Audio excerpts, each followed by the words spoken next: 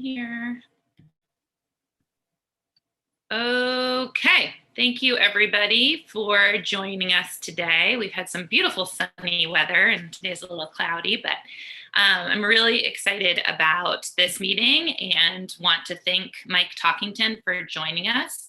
He came really highly recommended from other economic development groups and other chambers. So we're super excited to listen and learn from all he has to say.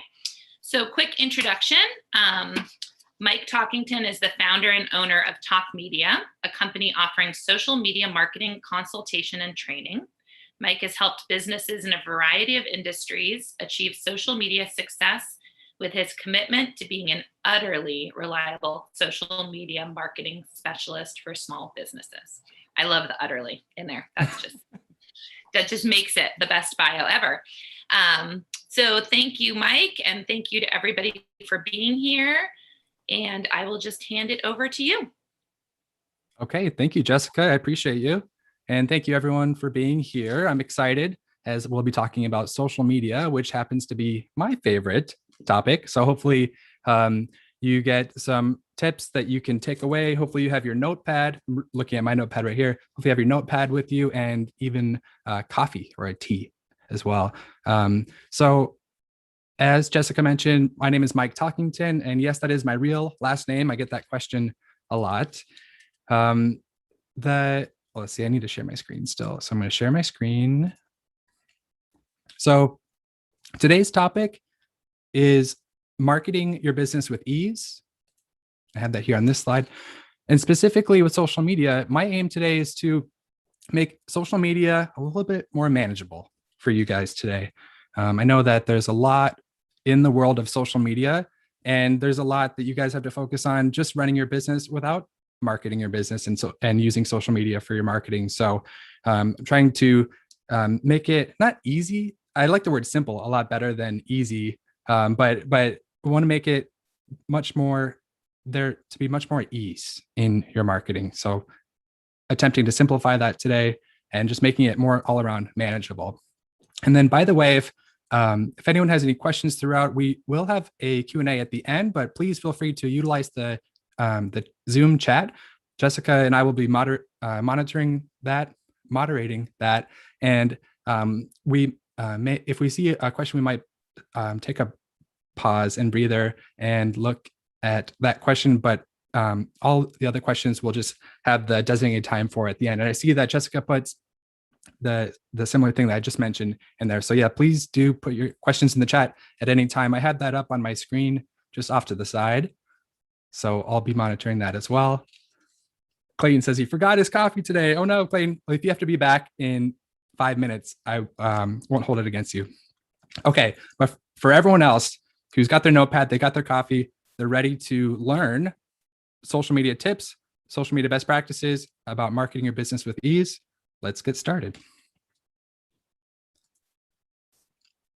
So I was really impressed with the chamber members that I looked up. I went to the chamber directory on the website, and I couldn't help myself looking through a lot of the chamber members and just seeing how everyone is doing on social media. For the most part, everyone is, keeping it going. It's interesting how, like those who are more active with it, they tend to have more followers, and those who aren't as active and they're more infrequent, like they don't have as many people following them. So it's just one of those things where it's like sticking with social media over time, you can build up quite the audience. So it's cool to see that there's so many businesses who have kept with it and are taking it very seriously. So I was glad to see that.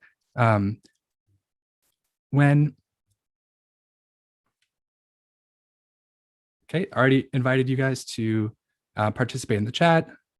Just looking at my notes here so I don't get off track.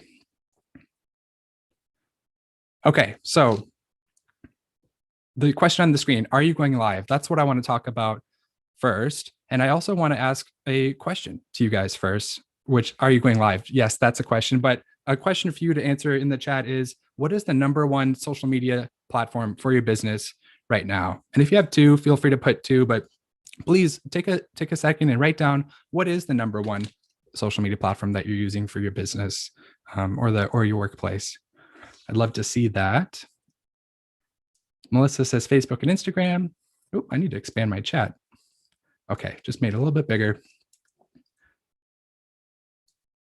I'm seeing a lot of Facebook. I'm seeing a lot of Instagram. Looks like mostly Facebook. Sandra Garson says Facebook. Clayton Conway says LinkedIn. Nice. Barbara says newsletters. Wonderful. Wendy Foster, Facebook and Instagram. Okay. All right. Thank you, everybody. So I had a hunch that Facebook would be the most popular that I'd see. Instagram, second most popular. So it's good to see that everyone is taking Facebook seriously for their business, because that is such a huge opportunity, kind of regardless of the business. And then there is room to have a second social media platform in the mix. So I'm glad to see a lot of people, including whether it's LinkedIn or newsletter or Instagram, another marketing channel within that. So Facebook Live. This is, I've changed my mind about Facebook Live just in the last year, and I'm so fond of it now. I was like, man, live, like, why not film a video where you can edit it and you can add some music and you can just kind of spruce it up? Why not just do that? What's the appeal to live? And it's exactly that. Is you don't have to go through all those steps. You can, in just a couple clicks, you can get it published straight to your audience. No editing required. And live is such a powerful avenue to be using. Facebook has live, Instagram has live, LinkedIn has live. So the live format is something that I wanted to bring up first. Oh, and then by the way, on the bottom of the screen, I have a few hashtags there. If you end up posting today about this event or just posting in the future, feel free. And I would encourage you to use these specific hashtags here. One is visit Camano Island, a good tourism hashtag, the Camano Island Chamber hashtag, and then the Easy Island hashtag. And if you don't know what that is, I don't know why you're here, because this is for this community.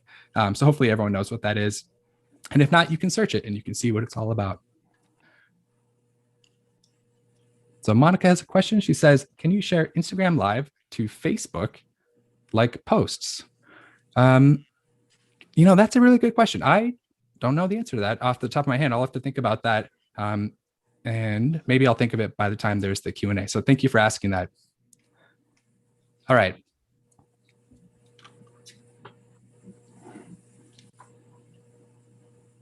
So I wanted to show a couple examples of live videos. On the left, we have chamber member Sunfire Artistry did this, and they've been doing several live videos, but this live video was a quick recap of just what's going on that day. And I thought it was really, really well received. And it was just kind of off the cuff of, hey, I am attending this holiday event and invite everyone to come and check it out. And she just gave that little overview of the event and extended the invitation to go check it out, and just shared what it was, which is, that could be a lot if you're just kind of writing out post for social media. Why not make it into a live video? So I like where her head's at with this.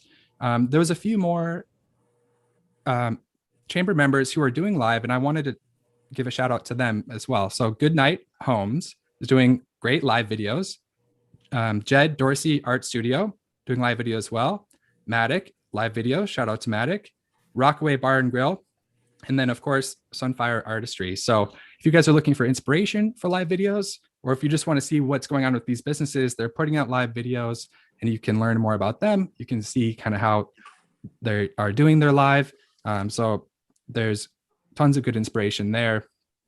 And these folks are leading the way in terms of live videos in the community. So that's awesome. On the right-hand side, I have a client example. And I don't know if you know Debbie of A Bit of Taste. They have an olive oil and balsamic vinegar tasting room in Queen Anne. And one of the things that we did is we invited a local chef who has a restaurant just down the street from them. And we invited him to come into the sampling room and to react in real time on the live video,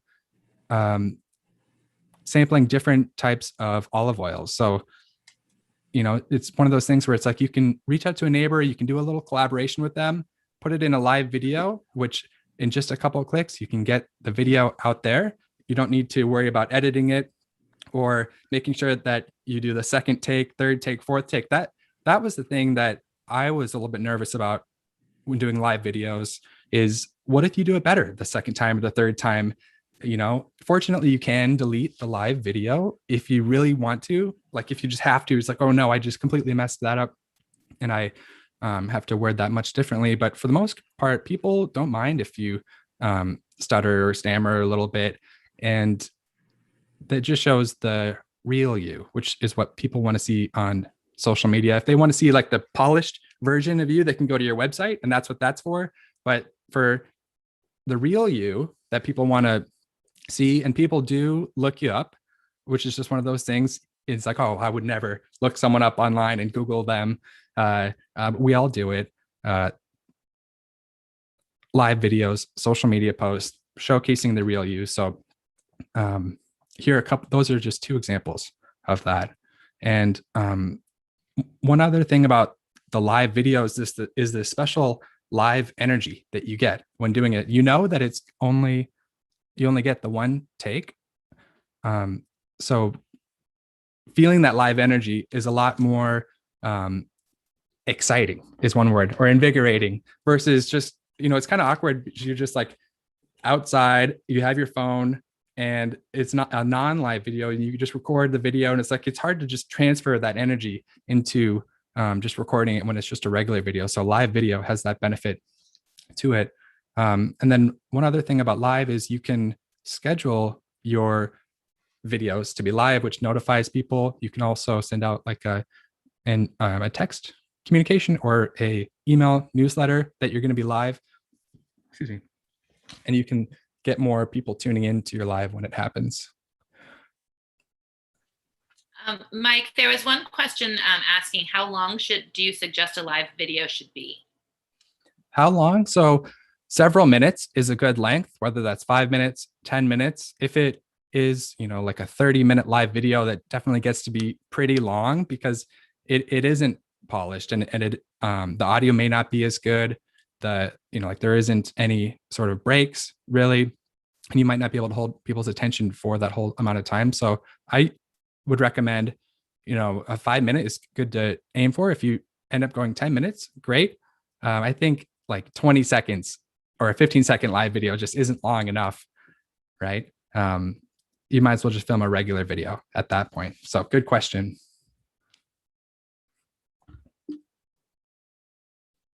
So final question about live videos is, have you considered doing live videos for your business? And I'd just love for you to think about that moving forward. Moving on to the next slide, and I'm going to take a sip of water.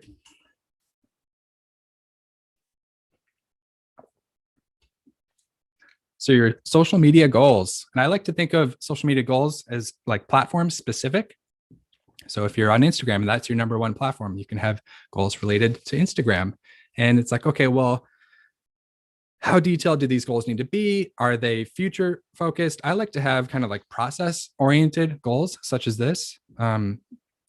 Whether that's a daily post and you're just starting with that, that's a fantastic goal. Or if you have a few things going on for your Instagram goals, having a daily post, a daily Instagram story, and then a weekly video, whether that's Reels or Instagram TV.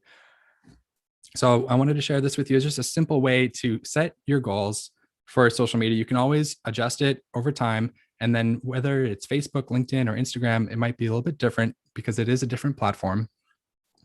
So if you haven't in a while reflected upon what your goals are, now would be a good time to just jot down a few notes, or even later today, if you want to go back and revisit that. So I'd encourage you to do so. Okay, your platform. Which social media platform should you be on? And is the answer all the platforms? Probably not, right? It's okay to start with one platform. A lot of times, we take on too many platforms and we don't get as much traction as we're looking for with them. So starting with one is the best practice. Here I have listed a handful of platforms. Being a published author definitely is a platform. It's not a social media platform. Podcast is a platform. Shout out to Brandon at Camano Commons for his amazing community podcast. Blog, your YouTube channel, speaking, Instagram, Facebook, LinkedIn, networking group. So at the beginning of the presentation today, there's several people who mentioned they had a couple top priority sites or top social media sites that they're focused on right now. So adding one at a time, starting with one, adding a second at a time. And it's okay if it's not even a social media platform to begin with, like such as a podcast or a blog. So that's the gist of getting your platforms off the ground, is just not choosing too many, just starting with one and then adding one at a time, keeping that as simple as possible. And then one of the things that has happened is Twitter, for example, isn't as relevant of a platform as it previously was. And there's this one example that I was referred to from an organization based out of Everett called Child Strive, and they have a pinned tweet as their most recent tweet saying, hey, we have found most of our followers are most active on other platforms such as Instagram. So if you want to stay connected with us, and this message is on Twitter, right? They say, please follow us on Instagram. And I love that because people are interested in what they do and they want to continue on that path, and it directs them, as opposed to just kind of ignoring Twitter. At that point, you might as well delete it if you're not going to have an active platform, or you can do like Child Strive does or did, and put just a pinned message saying, hey, here's where we're most active. Thanks for finding us. So that's always a fantastic idea. So let's talk about Instagram specifically.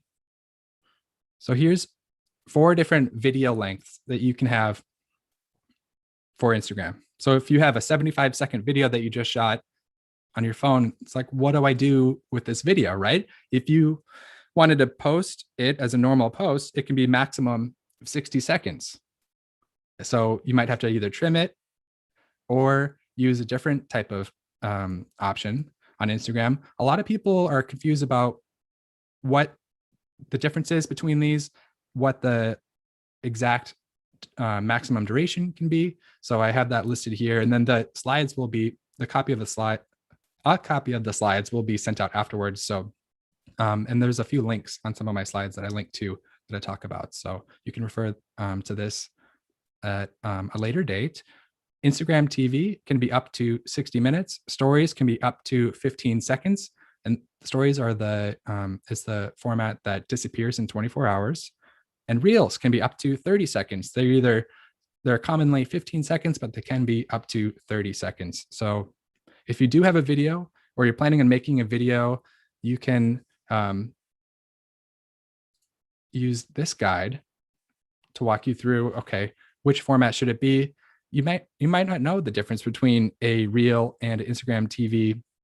So one of the ways, each has their own features and benefits to it. Reels, for example, and that's on the right-hand side here, that can be up to 30 seconds. Reels has a built-in video editor within it, similar to TikTok, how you can add text on your video, but not for the whole video, just at various parts of it. And you can do other features, whereas Instagram TV, that can be up to 60 minutes, it doesn't come with any of those video editing features within the app. But with Instagram TV, you can add your videos to a playlist. So that way, when people are viewing your profile and they go to your Instagram TV tab, they can binge watch your playlist of your videos that are, most of them I'd imagine are longer than 1 minute. Otherwise, it would just be a normal post.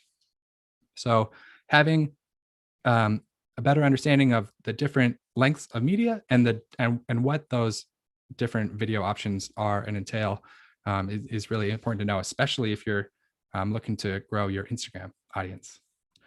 Melissa commented saying, reels are fun to make. Yes. Definitely check out Melissa's Instagram profile for her reels. Can you comment, Melissa, what your username is so people can find you? There it is, Pacific Northwest Mel. So if anyone's looking for inspiration on Instagram of what other people are making, there's an example. Then definitely follow me on social media too, on my Instagram or Facebook. So let's talk about Google. And I know that this is one of those things where it's like, okay, I feel like I already know this, but just as a reminder, I want to share some things with you about it. First is making sure that your hours are accurate online. I have this screenshot here from an email that is a popular email that you get if you manage a Google My Business, is what it's called. And make sure, by the way, that you have the sign-in information to your Google so that you can be getting emails such as this. So here's what this email says. It says, based off of, I'm going to move the chat a little bit. So it says your business profile has been updated. Your profile has been updated either through user feedback. So someone who's not you, they're not the business owner, they requested a change to your Google business profile, or, and it continues, our automated system. So Google's automated system, or someone that doesn't even work for your business, can change the details for your business so your hours are no longer accurate and other information about your business. So that you definitely want to be aware when you receive these emails, and you definitely just want to make sure that your hours are accurate on Google hours, Yelp hours, Facebook hours, and then depending on your business, your TripAdvisor hours, and there's other ones, but those are the top ones to get right. So hours. The other part is, and similar to this, is special hours. So Easter is coming up, and if your business is always open normal hours on Sunday, but since it's Easter, your business is closed on Sunday, you can specify if you're open normal hours or if you're closed that day for the special holiday, and you can do that. You definitely want to stay on top of that throughout the year as holidays happen. So that's important to stay on top of. And then let's see, what else about Google? Making sure you have the login, reviews. So responding to reviews, very important. Asking for reviews. And if you have staff, showing them how to ask for reviews. That's just one of those things where, sure, you can send out an automated reminder saying, hey, thank you for visiting us, and you can ask for a review at that time, but just saying it in person, it very likely leads to people actually going, yeah, of course, and writing a review. So it's just a nice thing to do that doesn't take very long at all. And what I'd be curious of is if, and maybe you don't know, it'd be just a guess, how many reviews do you have for your business? So please take a second and put that in the chat. How many Google reviews do you have for your business? A lot of us, we do know that off the top of our head because it's something that we take very seriously. First comment from Alexis says she has 46. Rachel says 13. Awesome.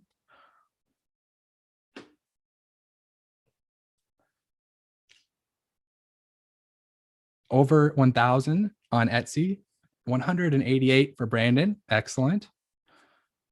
I'm going to wait for just a few more, and please don't be shy if you don't have that many reviews. Like if you don't have 188 like Brandon, it takes a while to get there. So anyone else comfortable? Clayton has 7. Awesome. It's about what I have.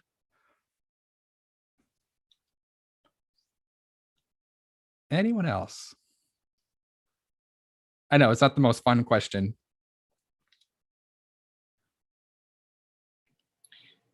So definitely something. Oh, did we have a comment? No, I was just wondering, what would you do to suggest for people to get more reviews?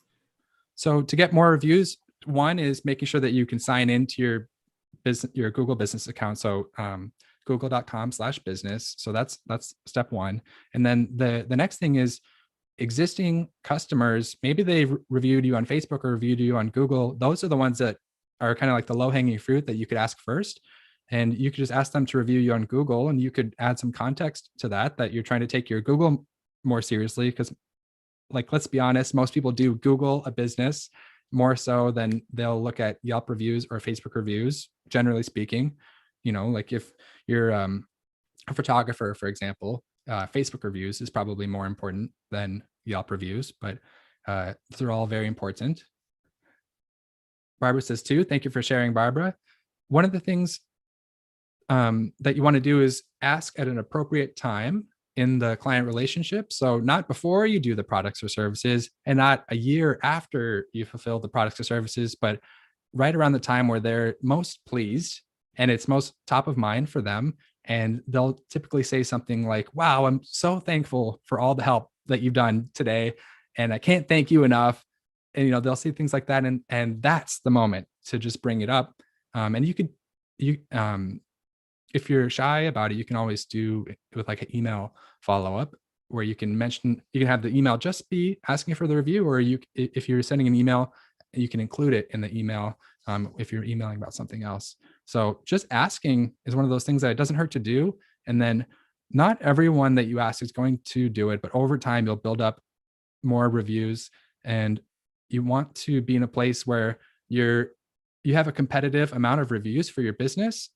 So you don't have drastically fewer reviews than your competitors. And at the same time, if someone's having a bad day and they give you a less than 5-star rating, you don't want to have just one review so it tanks the average rating. So that's one of the things too, is just as like a precaution, where the best defense against a bad review is just getting lots of good ones. So Alexis has a question. She says, oh, got a couple questions here. So Jan, I'll answer Jan's first. When you do Google Business, do you have to have a Google email? Yes, you do. Alexis says, how do you let people know when a business has new ownership? Most reviews are from before I took over. So I've experienced this before, and the best thing to do is chances are those reviews aren't responded to. So what you can do is you can go to those reviews from the previous ownership and you can respond, letting people know that there is new ownership. So that way, those people can give you a second chance and come in and have a new experience and either update the review or write an additional review, or they can, one second.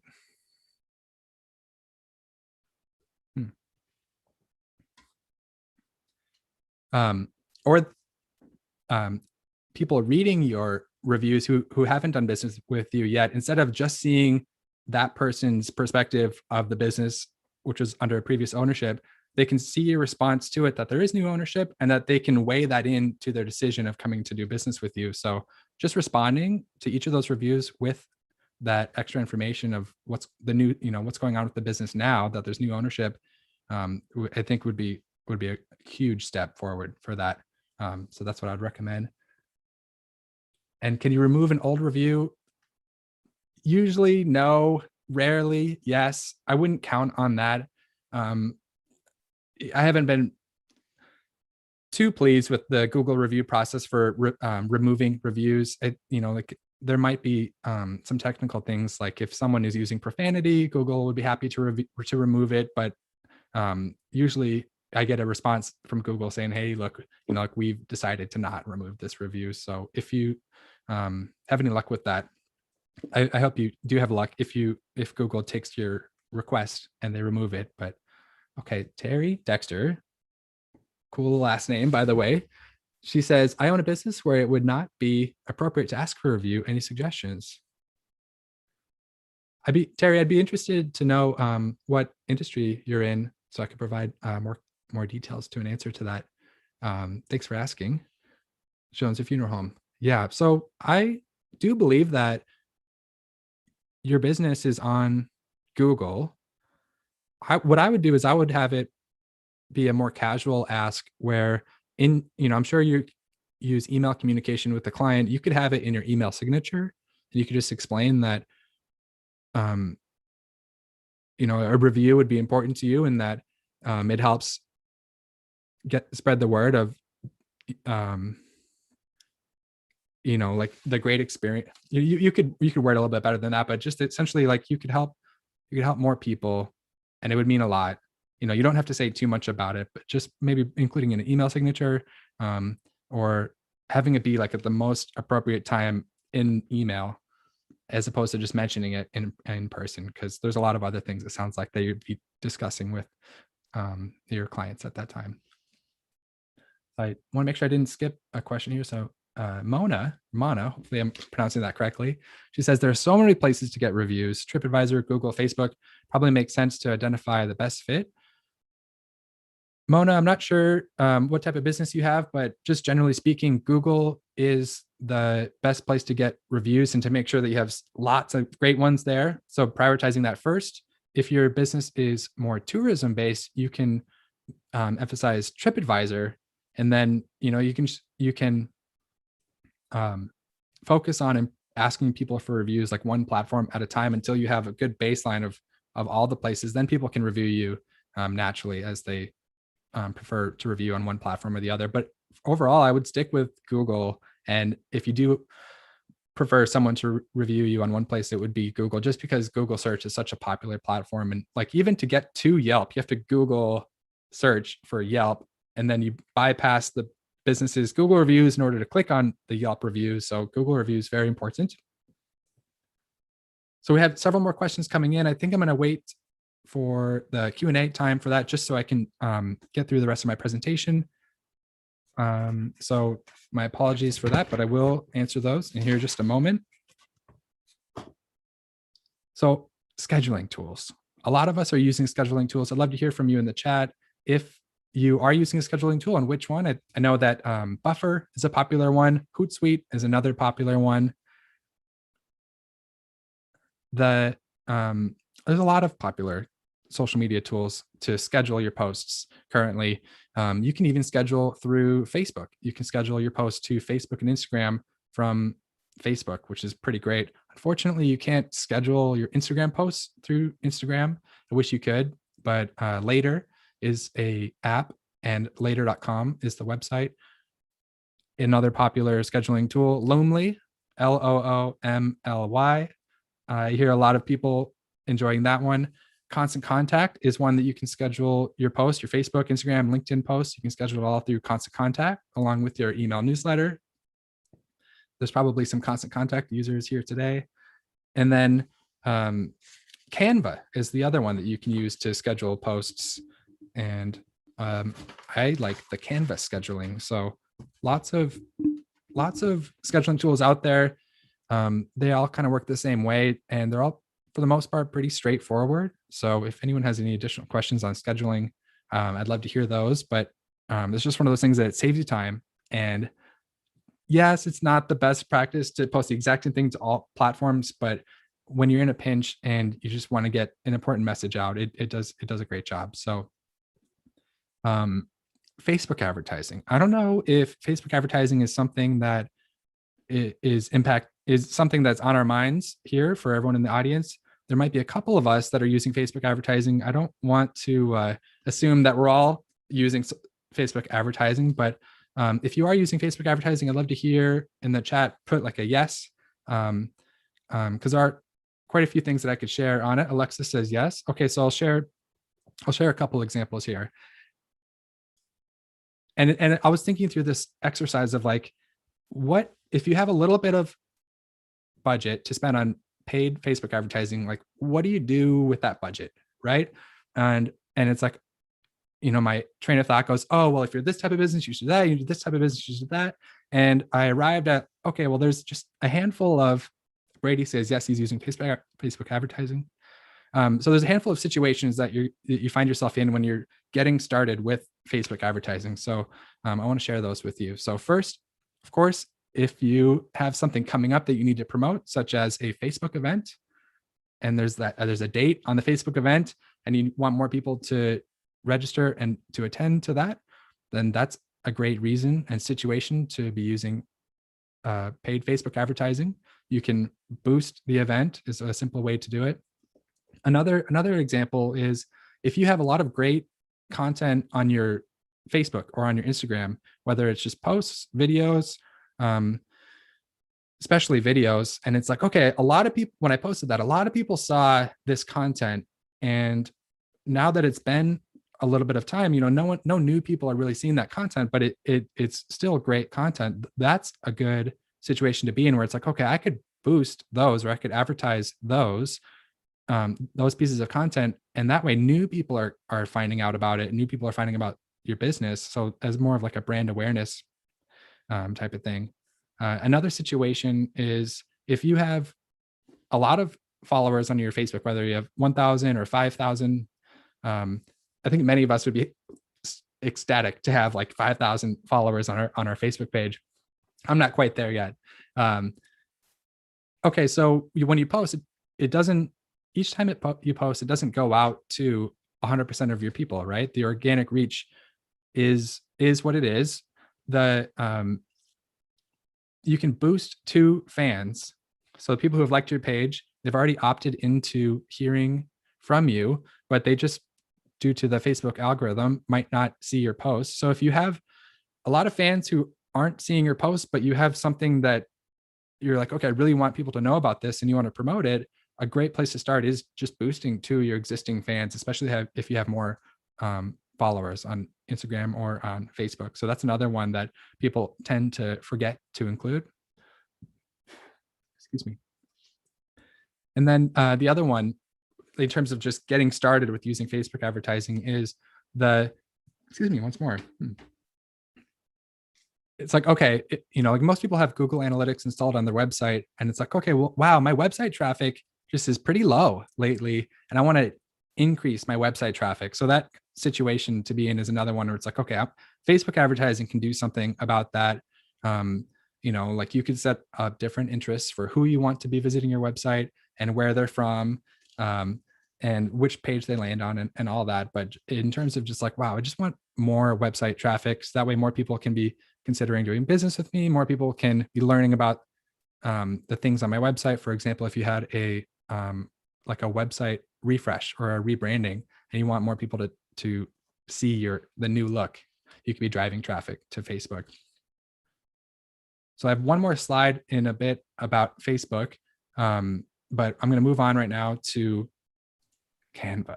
And this is one of those secret weapons that a lot of people have under their in their social media and marketing toolkit. I made these slides in Canva, and I'm presenting my screen in the Canva present mode. So that's something new that I'm doing. They are coming out with all sorts of amazing features for your business.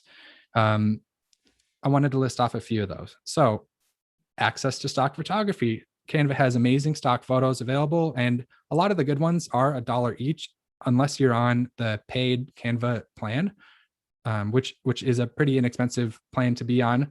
But even the free version of Canva has great stock photos.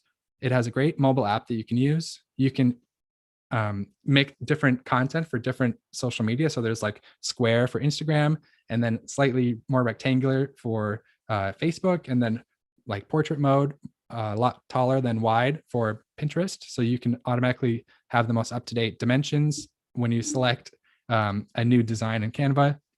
You can remove a background, so you can like impose yourself on a background, and you can do that in just one click. You don't need to know how to use Photoshop to do that.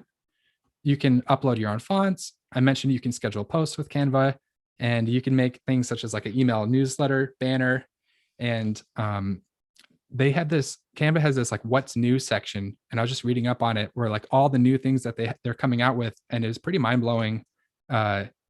Everything that they have. One is like presenter mode, where you can make a presentation, and I've really been enjoying this. So Canva's pretty cool. Someone says, I love Canva. It makes things so easy. Jessica uses Canva. Very cool. Judy has just comments saying, I can never figure out how to print my flyers out of Canva. I don't know if this directly relates to that, but I have used Canva printing in the past. They have like a printing service, and I was very pleased with that.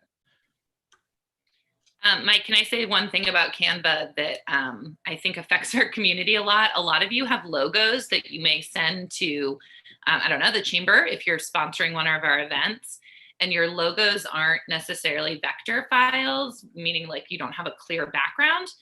And Canva has a magic tool that will actually remove the background from your logos, which is really kind of cool, because normally you would have had to do that in a different thing. So if nothing else, that is a great tool for you to just be able to have your logo to be able to send to other businesses or events.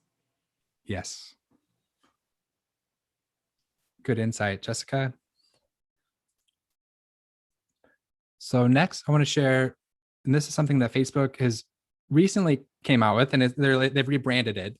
And it's what it is VIP support. So if you have any questions for Facebook, whether it's for your ads account, for your Facebook business page, or for your Instagram account, you can contact the VIP support that they call it. And I included the link at the very bottom that you can click on if you need to. Not now, of course. But this is something I'm constantly reaching out to them for things, just because they roll out a new product and it's confusing and you have to learn exactly how to set it up in the best way. And like you're getting this confusing error message, and it's like you can troubleshoot all of that with them, and find a resolution to it very quickly. So I've been pleased with their responsiveness in their support section. So that's a great resource that a lot of people don't know about, and it can save you time and frustration from trying to figure something out where it's like, this button moved and now it doesn't even work. It doesn't even let you click, like it's a toggle button, but it doesn't even let you toggle. It's like, what's going on? So lots of situations like that can come up. Alignable. So I looked up the Camano Island alignable and saw that there was it says 233 businesses are on there. So that's one of the things that if you're looking to meet new business owners and invite them to join the chamber, that's a great way to find business owners in your community. Alignable, if you aren't familiar, it's what it is it's like a local LinkedIn. So it's a social media platform that consists of small business owners and professionals, very similar to LinkedIn. And there's an alignable per city. So Camano Island has an alignable. Everett, where I'm based out of, has an alignable, and just a good way to connect with other business owners in your community. There isn't really, it's not so much a social media site. Like there isn't posts that you can do to it aside from the forum section. So it's not like another place where it's like, oh man, I have to post not only to Facebook, Instagram, LinkedIn, and alignable too. You don't have to worry about posting there. It's just a great way to connect with new people, like you can on LinkedIn, but you can post on LinkedIn. So Business Manager, this is one of those things that makes your managing your social media and your paid ads, of course, a lot more manageable. Hence the word manager and Business Manager. And a lot of people I talk to don't have this set up. I have a link at the top right where you can go to this exact page that I'm looking at here. What is this tool? So Business Manager is a container for your Instagram, Facebook business page, and your ad account. It just puts it all into one tool and you can manage it from there, along with putting all of those things, those assets into one place. You can also have access to Facebook's other tools, such as the Facebook Pixel and other advertising options. Last time I presented last week and someone said, Pixel, what is that? So Pixel, a Facebook Pixel is one of those, is very similar to Google Analytics, if you've heard of that. And it's a code that you install on your website, and it, for no cost, it tracks data about people using your website, how many people are visiting your website, which pages they're visiting, how they arrived to your website from your ads. And I would recommend that if for everyone here who has their own website, if they don't have a Pixel installed on their website already, I would recommend doing so, even if you're not planning on doing Facebook advertising, just because you're now starting to build a list of data. And then if you wanted to later on, you could advertise to people through what's called retargeting, and you could send them your website visitors an ad. You can make what's called a lookalike audience, that is a tool available through the Business Manager, and you can make you could do several Facebook paid advertising options only through the Business Manager. And if you are looking to explore what those are, I would start by setting up a business account here. Brandon has a question about, this is a question. He says, didn't the Pixel get disabled or become much less useful due to Apple and Safari? So that's, I have in my 2 slides, I'm covering that. And yes, absolutely. So disabled, no, not technically, but it's not as useful as it is today. So at a point in the near future, there isn't an exact date yet. iOS, here, I'll just go to that slide. Boom. So iOS 14, which many of us do have iPhones, and we're on iOS 14. So very soon there's going to be this notifications for every app that you use. So I wrote here, new app as an example app. And it gives you this option, A or B. Would you like permission for this app to track you across apps and websites owned by other companies? I don't know about you, but I'm going to select the option of ask app not to track. And what this does is it makes it more difficult for Facebook to collect data for people who are using iPhones. So as a precaution, Facebook has come out and say, hey, look, there's a number of things that we want everyone to do. The main thing that I want to share with you guys for that is to verify your domain through Facebook. So you want to complete the verification process. And if you have any questions about how to do that, please feel free to reach out to me. I can help you out, or the VIP support on Facebook can help you out with that. I don't know, like there's a lot of confusion about this whole iOS 14 update. I don't know how big of a deal it is, but it's, Facebook is taking it very seriously, saying that they are not, they're like giving everyone who advertises, they're giving everyone a heads up saying, hey, look, we aren't able to track as much data on users, especially if they're using an iPhone, and that limits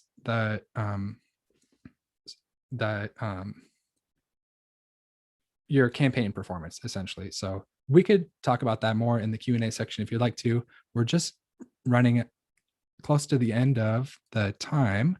Here's my thank you slide, but I wanted to just go back real quickly to see, how do I start? Okay, I'm gonna start over to hiring. A lot of people on Facebook don't know, a lot of business owners don't know that you can do what's called a job post on Facebook. And I have the link here down at the bottom, facebook.com/jobs. I was surprised, like a lot of the chamber members I was looking up doing really well on social media, but they are just doing a regular Facebook post and it's not a job post. So I'd recommend trying that and seeing how that goes. It lets you do job posts for full-time positions, part-time, internship, volunteer, or contract. And what people can do is they can one click apply and submit their profile or upload a application. And that's my timer. And you can have a job portal through Facebook, whether that's just posting it for no cost or boosting your job post on Facebook and getting even more applications. So if anyone is hiring, and I imagine more people will be hiring soon as the economy opens back up, using Facebook job posts is a great resource. If anyone wants to connect with me, here's my LinkedIn profile QR code. And I'd invite anyone to connect with me on there. I also have a link to my website and my email address because the slides will be sent out afterwards. So feel free to click on that and check me out.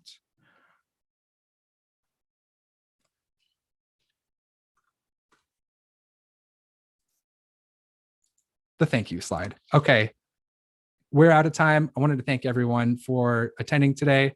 It looks like there's a couple questions that I skipped over, so we'll answer those first in the Q&A section.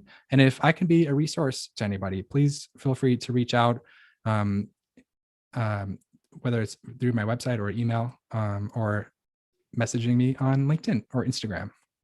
And it's like everyone's so easy to get a hold of these days. It's interesting. And we have plenty of time, everyone. We wanted to allow plenty of time for question and answer too with Mike. So don't feel pressured. We'd love to have your specific questions. So if you have any, if you want to just pop them there in the chat, that would be great. And I'm not sure which ones we missed. I'm going to scroll up and see. Okay.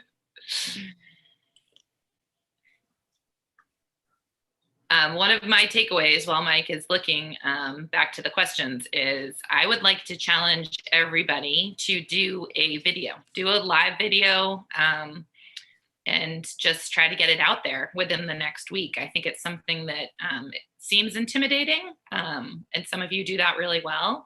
I know I personally always worry about, what I'm going to say, what I look like, and I think that you can overthink it. So my challenge to myself is to do a live video for the chamber this week. There you go. And if anyone wants to take it even one step further, they can comment in the chat with what topic they're going to cover in their live video this week. I don't know, Jessica, if you're ready for what topic you're going to cover, or you still need to think about that more, but. My live video is going to be about this. Is it? Okay. So my live video is going to be leading people once we upload the recording, leading everyone back to our website, which will host the recording of this meeting. Terrific idea. Okay, so I found the questions. So Tracy says, is there a way to protect your information, important information, i.e. hours, et cetera, from being manipulated by people other than the business employees? So I think what Tracy was referring to is what my previous slide said about like a user or Google's automated system can update your information. And Google does the courtesy of letting us know that that just happened, but I don't know if there's any way that you can protect that from happening. I don't think so. So hopefully that answered your question, Tracy. Do you have another one? I see a question from Judy. It says, what if you had a line in your email? Oh, okay. So she's chiming in on Tari's question. Awesome. Thank you for helping out, Judy. Very helpful. There's one that just came in from Shan. Is there an Instagram business account, or does everyone have the same? Facebook has business. So what they call it is a professional account on Instagram. And I just saw news that Instagram is coming out with like much different business pages, because the business accounts look identical to the personal accounts. The professional ones look identical to the personal ones as it is currently, but they're trying to roll out, I don't know how official it is, but they announced that they're testing it, of making like actual business pages on Instagram, like there is with Facebook business pages, which are very different from regular Facebook profiles. So, yeah. So if you're just starting off with, I don't have an Instagram account, but I'm considering getting one. That was my question, was get an Instagram professional account, or should I just do a regular Instagram account? What would be your recommendation? So Shan, for you, I would, and if this is for, if it's intended for your business, I would have it be the what's called a professional account or a business account on Instagram. And that way you can have your contact information on your profile. And that'd be the main reason to do that. I wouldn't recommend having like two accounts, one personal and one business, because that would just take up too much time. You can always add an additional Instagram account later as you go. But for your first account, I would have it be business oriented, because that'd be a better use of time. And then I would have it be the professional account. So that way your contact information could be featured on your profile. Thank you. Yeah, good question. Susan says, very informative. Thanks, Mike. Thank you, Susan. Any other questions? How are we doing on time as well? We're fine. We're fine. Okay. If there are any other questions, just put them on in the chat. One thing I thought about when Mike was talking about Google My Business, and I know, oh gosh, it was over a year ago, we did the Google My Business training. But it's always a good idea to go in and see what photos your business has for Google My Business. Because sometimes they're auto-generated, and I've seen ones where it's like a street view of a truck in front of a business. And I think that's really important to make sure that you're updating your photos that are there, because Google is by far the first thing that people are going to find when they're looking for your business. So important. And building off of that point, Jessica, the main photo. So you have your photos on there, and it's like, okay, are all of those relevant photos, or is it just like a user, like some customer accidentally uploaded some weird photo? You can flag that one, but there is like a main photo, and what Google calls that is your cover photo. And before you even click to see the other photos, that is the main prominent photo. So you want to make sure that you select the best photo for your business on there. So that's something that so many people overlook doing, but it's very important. So there's one question. Do you hand hold your phone to do the videos? Yes. There's a selfie stick. You can get one of those. You can have a friend or a peer or staff member hold the phone for you. And that's a little bit easier, because that way you're actually talking to someone else when they're holding the phone. Other than that, you hold the phone, your arm might get a little tired if you're doing 20 minutes of that, or if you're doing 20 takes of it. And that's one of the nice things about a live video is you can just get it over with in the first take. Mm-hmm. Yep. I have a mic stand that has a phone holder and a ring light, and it's telescoping all in one. And it really It really makes it simple. And you can put your phone in here, you can twist it either way, and it's super easy. And it comes with a remote control. So when you start it and stop it, you don't have the big finger there. Yeah. I really like that when I do my videos. Judy, where did you get that? Well, actually, my husband bought it for me for Christmas, but I'm sure you can just go online and, as I say, GTS, Google that, you know what? And I'm sure you can find that with the ring light, but the two different things out there is there's ring lights that only get like 2 or 3 feet high. And then there's a ring light that you can telescope up to 4 feet. So I would make sure you find whatever one is going to work for what you need. If you're standing, you don't want one that's only 2 feet high, because then you got to find stuff to put it on, and it's tricky. And I usually end up knocking those over halfway through the video. So, but I really like it. Thank you for that. That's a great You tip. bet. Ring light make everyone look beautiful too. That's what I have. Need that. See, he's got his ring light going. Any other questions for Mike? This was a lot of information and incredibly helpful. And I know social media can be totally overwhelming, but as he said, start with one. If you're already on one, maybe adopt another one. Join Alignables on my list of things to do. So there's a lot that we can do so that it doesn't become so overwhelming, but I really appreciate all of the information. There's other questions. We have a couple of announcements. So thank you, Mike, for all of that information. And a couple of announcements. As you know, GlassQuest happened successfully. Of course, it snowed, which was intense, but I want to thank all of you who participated as businesses. It was really, really nice to be able to have an event after so long, and people were so grateful to be able to get out. People were supporting businesses like crazy. I mean, some of the numbers for sales that I saw for February were just amazing. And that's the point, is to get people to come to Stanwood and Camano Island and support these businesses. So I just want to thank all of you who did GlassQuest or put up with the traffic that we had in February. We had a debrief meeting, and we're already starting to plan for next year after I shut it out of my brain for a couple months. We do have Camano Country Club. Sandra is on, and she had an announcement she would like to make. If anyone else has announcements, just put it in the chat and I'll give you some time. So Sandra, do you want to talk about what's going on at the Country Club? I'm sure. First, Mike, thank you. We just started with social media, and so a lot of good tips.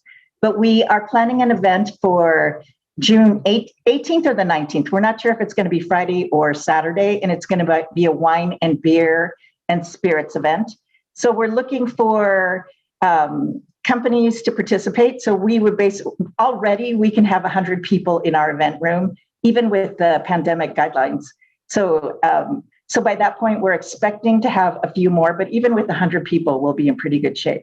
So we would sell the tickets and set up the tables with tablecloths, and we could have a couple different size tables, and you would bring your product and be able to have samples, sell product. And we are thinking maybe it would be right ahead of the 4th of July, a good way to kick off summer.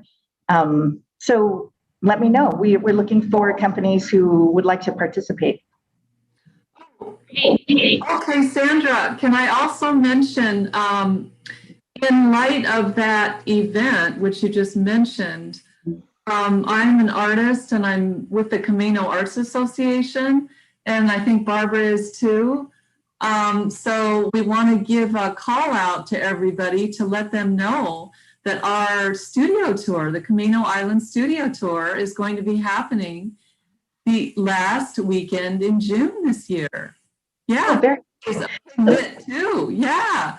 So that'll be really special. And I thought that was a really good time to mention that. We're still processing the marketing, and we'll get everything out in time for everybody on social media to, they'll have the date, and then we'll mail out the brochure like we normally do. And of course, this year with COVID, we took a member vote. We decided to have it the last weekend in June. So it's only going to be for one weekend. So keep that in mind. Great. Sure. We love the studio tour and all of the events that are starting to happen. So it's so exciting. Everyone wants events. And then someone put in the chat, the Camano Center is up and running for vaccinations. I just want to give an enormous shout out to Camano Fire and Rescue and the Camano Center for what they've been doing regarding vaccinations. It's pretty amazing. I know the next couple weeks, I believe, are being held for just second doses. But they have a well-oiled machine. And I heard from Levon yesterday that they have something like 260 volunteers, which is just unbelievable that they've had that many people kind of step up and offer to support our community. So are there any other announcements or questions? I have a couple. Sure. How exciting for the studio art tour, and I'll just tag on to that Stanwood is also going to be doing the Stanwood Summer Arts Jam, and that is the second weekend in July. And so we're super excited about that. And of course, as everybody got kind of stymied last year with COVID, we didn't have anything. And so this year is super exciting. We're really happy to be able to do that. So let me know if you have any questions about that. And then also we have our first event coming up, which is The Goose is Loose. And that is a 5K fun run. If you're with me, it'll be a 5K fun walk and a slow walk. Anyways, that is April 24th, and it's going to be a real fun event. And so let us know if you're interested in that. You can find that on our social media for the Stanwood Chamber. Great. Thank you, Judy. Thank you, Jessica. All right. Well, everybody, thank you so much for being here. I am going to put the recording on our website and on our social media sites, as well as the slides from Mike. So thank you again, Mike, for all of this information. I'm excited to step up our game in terms of social media and marketing. So thank you. Bye, everybody. Thank you.